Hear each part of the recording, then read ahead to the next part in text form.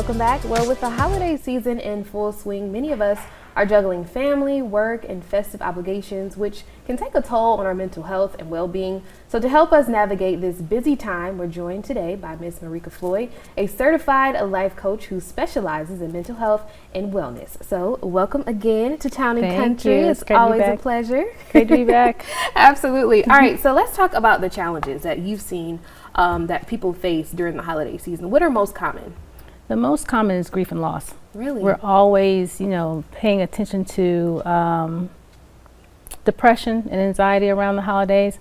A lot of that comes because we're missing loved ones. We're missing that. We're noticing that empty seat around the table, trying to adapt to a different life without our loved ones here, and that can take a toll on our mental health. Yeah. Do you think that anxiety and mental health in general has been something that has been more common than when you were coming up? I think that that's just something that people have been talking about more often. I think we're talking about it more often. I think when I was coming up, we didn't know what it was. Oh, okay. So I think it's been around. We're just now paying attention to it and learning how it manifests in us. A lot of us have been dealing with anxiety for years, even back into childhood, not necessarily understanding what we linked our anxiety to. It could have been the loss of a loved one. It could have been our parents divorcing, and we're carrying those behaviors until adulthood. We just don't realize it. Absolutely. So, what tips do you suggest that we follow to cope with this? Let me tell you something. We always talk about breathing strategies. We always talk about resting, even exercise. I want you all to start focusing on your mindset. Changing your mindset. If you don't change your mindset, you won't change your behaviors. That's good. Okay, so I always tell my clients, if you can't change your circumstances, that's an option. You can change what you focus on about your circumstances. You can change your perspective, or come to terms and accept what your circumstances are. Does it mean you have to like it or feel comfortable with it? But if you can come to a place of acceptance, that simply means I understand what my reality is, and I can be intentional about finding peace and maybe even joy there.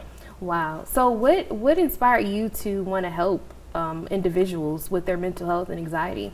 My own anxiety. Really? Understanding, linking my anxiety back to my own grief, the loss of my grandmother when I was 9 years old. That started anxiety in me, worrying about what was going to happen to my loved ones, worrying about, when is the next shoe going to drop? Is something bad going to happen? Wow. I wasn't able to link that to anxiety until I became an adult. Wow. Wow.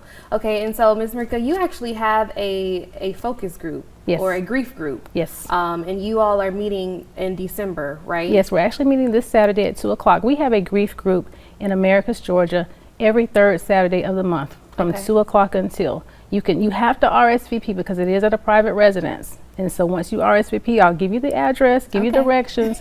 But we have a good time. We talk, we have real conversations about grief and real conversations about how our lives look now in the midst of that change. And I think that's very helpful, just to have that support and just to be able to be vocal and talk about it and be vulnerable. Yes. I think sometimes we get caught up in wanting to be vulnerable, but that really helps us and releases the stress, in my opinion. That's why I actually call my grief retreats release retreats. I love that. Because if we can release what doesn't serve us, we can intentionally hold on to what allows us to thrive. I want to see more of my men at the groups.